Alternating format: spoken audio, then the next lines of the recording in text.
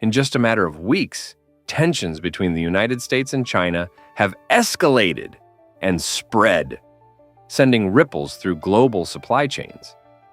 This raises a pressing question. Is the United States still the central hub of the world economy? On April 10, 2025, China imposed tariffs of up to 125% on American automobiles, technology equipment, and semiconductor components.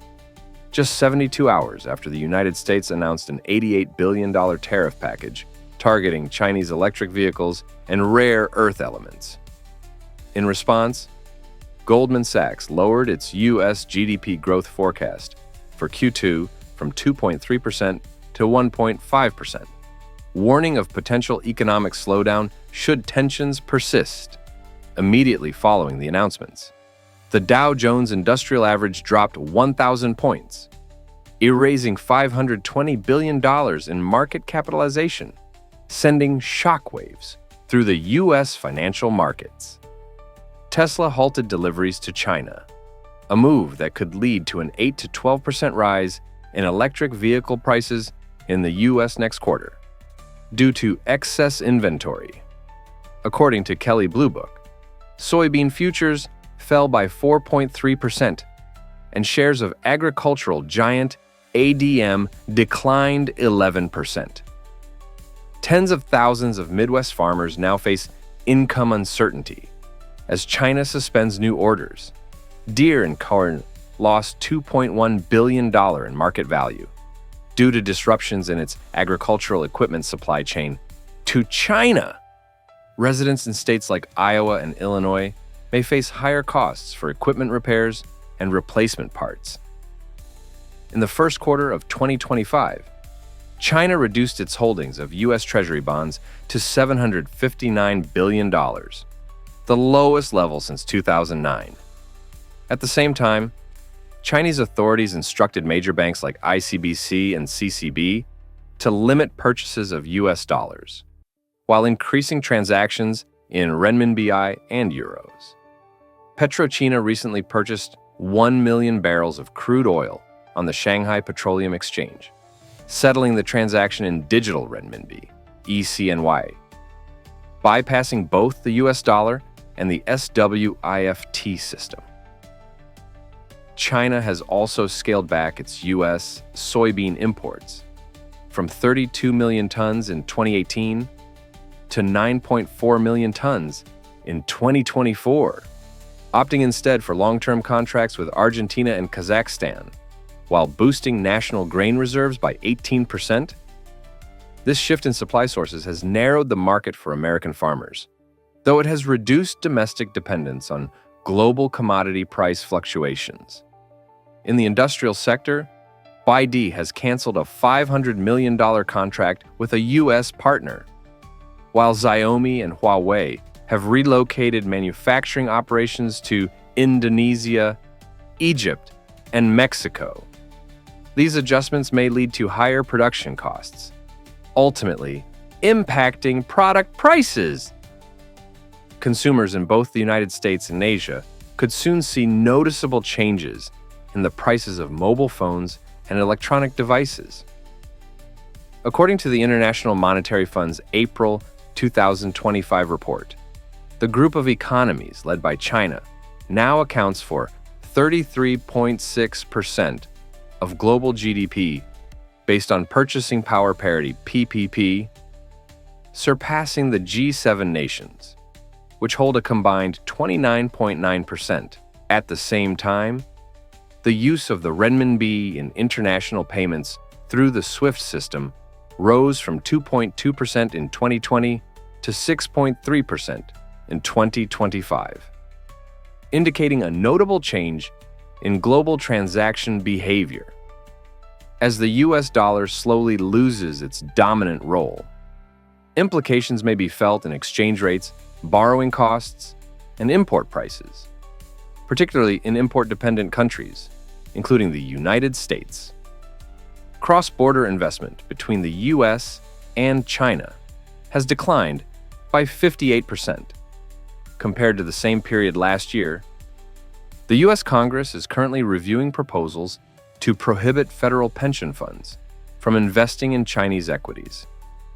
According to Goldman Sachs, if a process of full-scale decoupling continues, total losses could reach as high as $2.5 trillion, placing additional pressure on the labor market, pension funds, and personal investment portfolios. Consumers may experience price fluctuations and shifting product availability as supply chains continue to realign in a way that no longer revolves around the United States.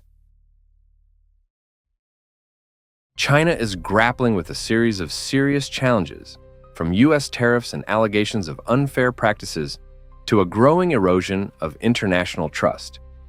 What is truly unfolding behind the flurry of diplomatic trips, coordinated media campaigns, and the ongoing wave of capital outflows from the world's second-largest economy? According to Reuters in April 2024, President Biden considered imposing tariffs of 100 to 200% on electric vehicles, batteries, and solar panels from China. This would follow the existing tariffs on over $370 billion worth of Chinese goods imposed during the Trump administration.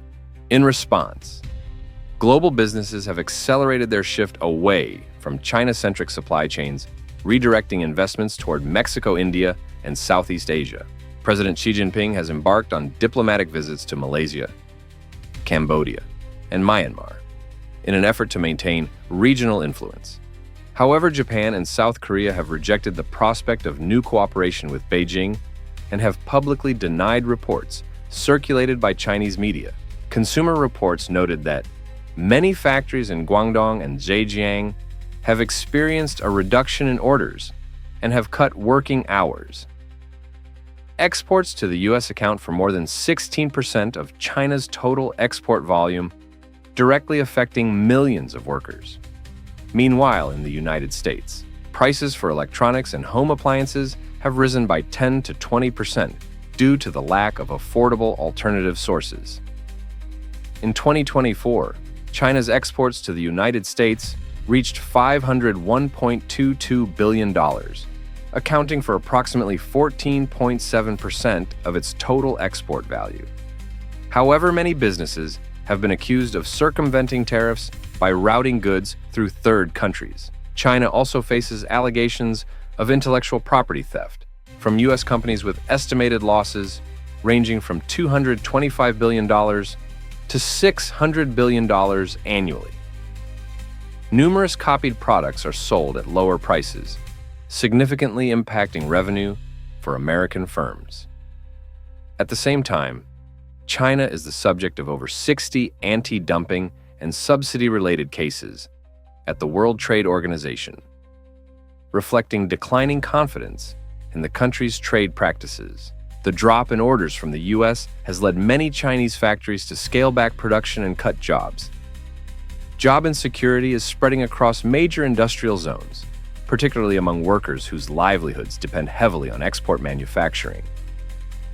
In the U.S., some domestic industries have seen short-term gains, but consumers are facing rising prices due to the shortage of low-cost alternatives. In 2024, China announced restrictions on purchasing Boeing aircraft. However, according to Reuters, President Xi Jinping continued to use a Boeing 747 for his diplomatic travels, highlighting a contradiction in the country's messaging. At the same time, institutions such as the European External Action Service have raised concerns about TikTok being used to disseminate manipulated videos targeting European brands. Chinese media outlets have also received low transparency and freedom ratings from international organizations such as Freedom House due to strict censorship practices. In the United States and Europe, trust in Chinese-made goods has declined significantly. Consumers are increasingly opting for locally produced goods or imports from countries perceived as more reliable, adding further pressure on Chinese businesses already struggling to maintain international market access. China has made efforts to improve its relationship with Europe. However, the spread of manipulated videos on TikTok targeting European brands has had the opposite effect. According to TikTok's year-end transparency report for 2024, nearly 10 million accounts and 460 million fake likes were removed from the platform. At the same time, Freedom House ranked China 172 out of 180 countries for press freedom, reflecting a continued decline in international credibility.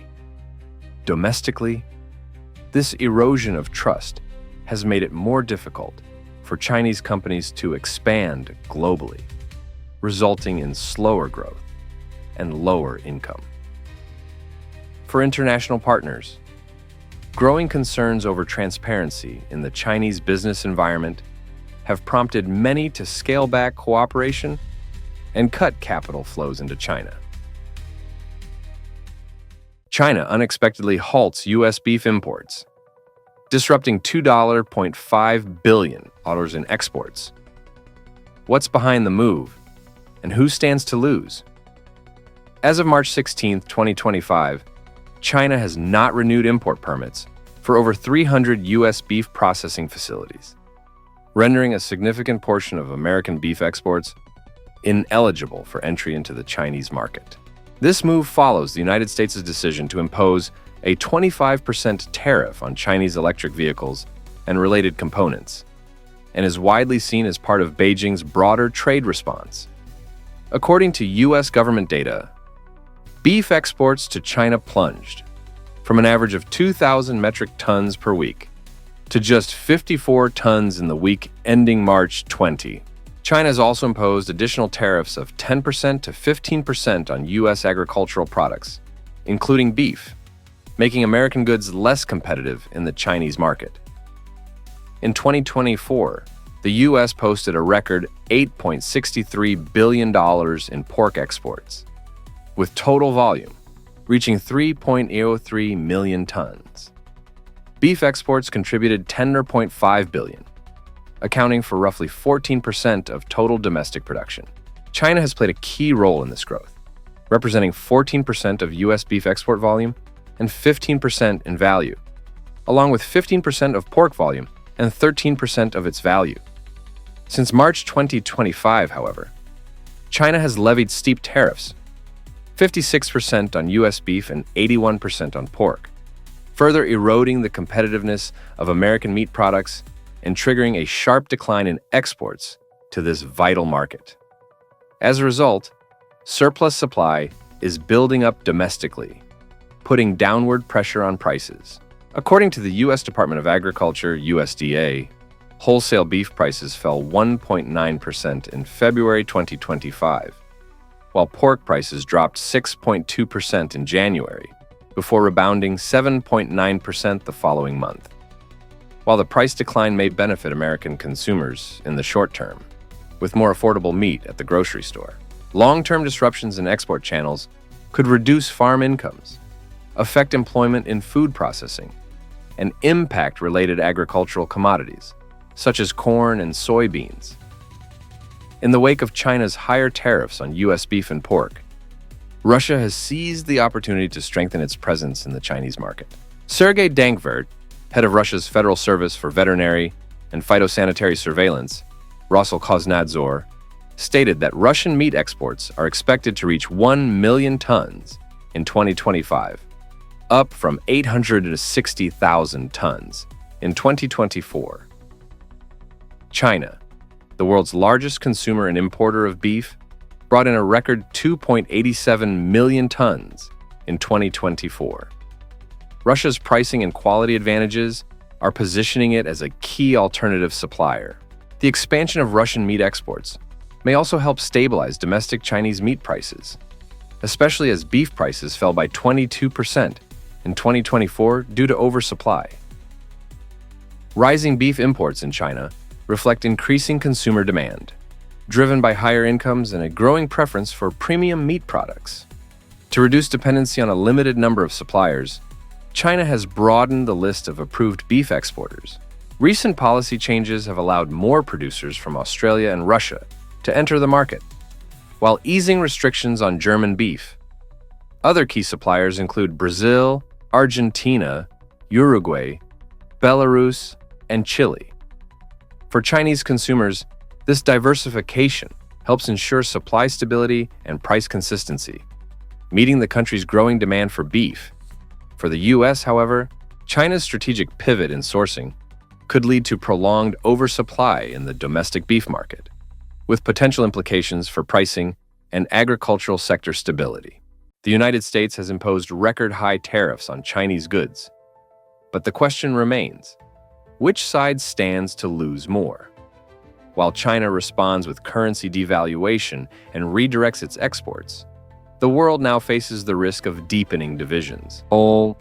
In the first quarter of 2025, the administration of President Trump imposed record-high tariffs, with some products reaching as high as 145% on imports from China, aiming to reduce dependency and pressure Beijing to make concessions on trade and technology. According to AP News, however, but as import costs rose rapidly, many small American businesses were forced to raise prices, cut staff, or withdraw from the market.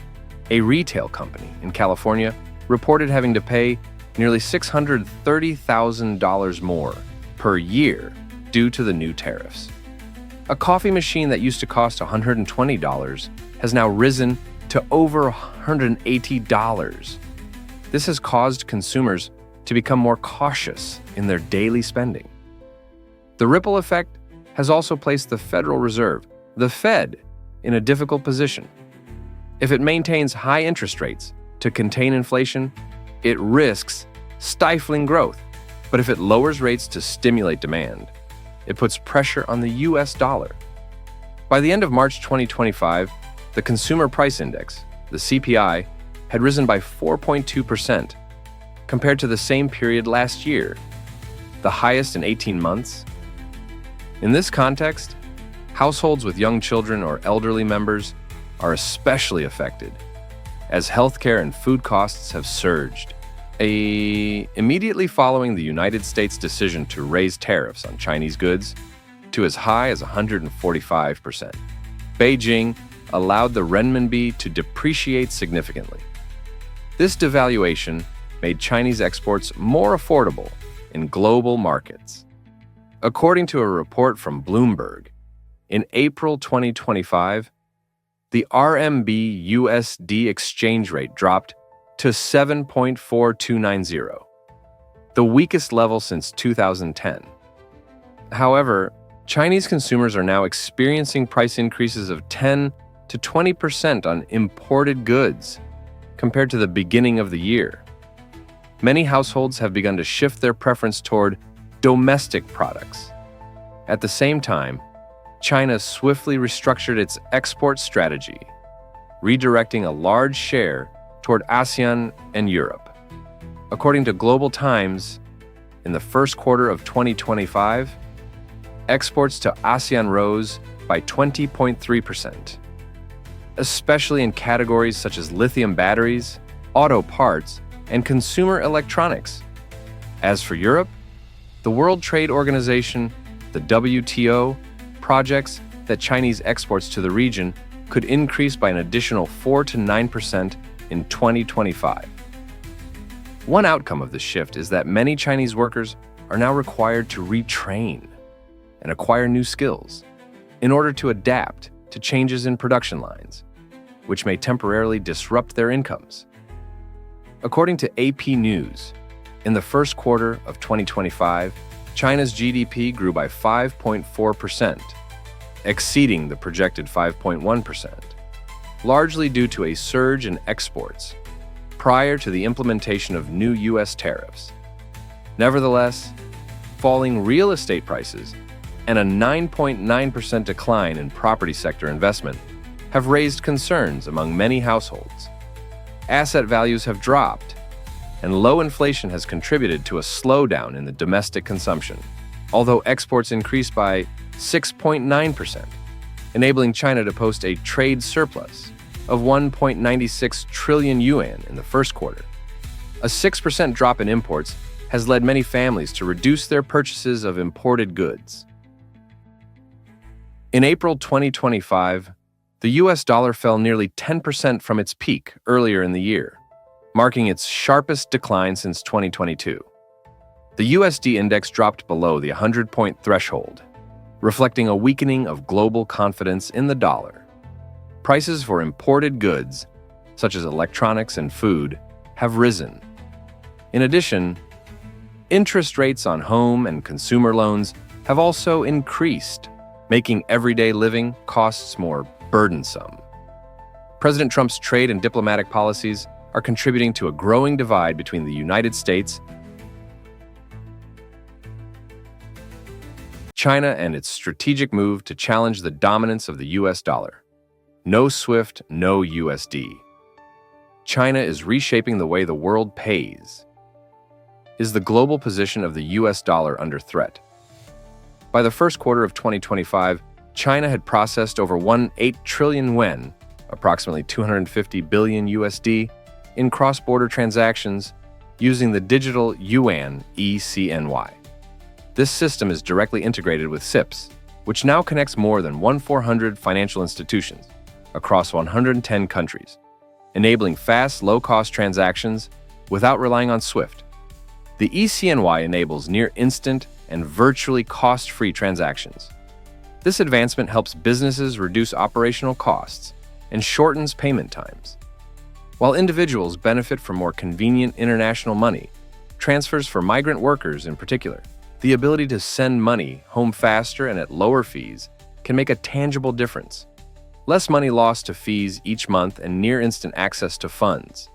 This, in turn, can improve household spending and reduce reliance on traditional financial services.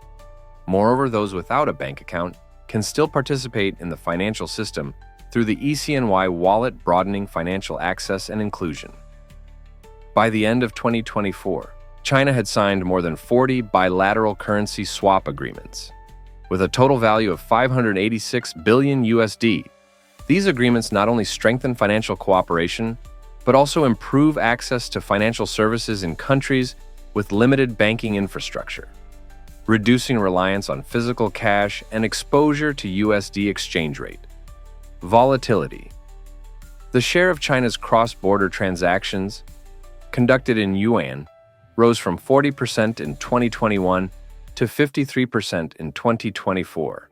Within the ASEAN bloc alone, transaction value reached 5.8 trillion yuan in 2024, an increase of 120% compared to 3 years prior. For businesses, this shift lowers currency conversion costs and helps stabilize exchange rates for individuals. It contributes to curbing imported inflation and helps keep the prices of essential goods more stable. The digital yuan ECNY is also being used in Belt and Road Initiative projects, such as the Gwadar port in Pakistan and the railway in Laos, where it enables direct payments and capital oversight through smart contracts. Local workers receive wages via ECNY, allowing for faster, transparent, and intermediary-free payments, supporting higher earnings and reducing leakage. Currently, 13 BRI countries are piloting the use of ECNY. The rollout of the digital yuan, ECNY, is playing a growing role in reshaping the global financial system, especially as Beijing moves to expand the use of the yuan in international trade, following the United States' decision in April 2025 to impose a 145% tariff on Chinese goods. As of March 2025, the cross-border payment system, based on ECNY, had been connected with 10 ASEAN countries and 6 Middle Eastern nations. This network enables faster transactions, lower costs, and eliminates the need to route payments through SWIFT. According to the Bank for International Settlements, BIS, the use of central bank digital currencies such as the ECNY could reduce international transaction costs by 5 to 7% compared to traditional banking systems. The BIS also notes that access to financial services could increase by 4 to 6% in developing countries with effective digital payment systems. This shift not only helps partner countries reduce their dependency on the US dollar, but also supports more stable commodity prices, thanks to lower transaction costs and reduced exchange rate volatility. For everyday citizens, particularly in developing nations, faster and cheaper access to financial services can lead to improved daily living conditions, lower costs, and expanded business opportunities.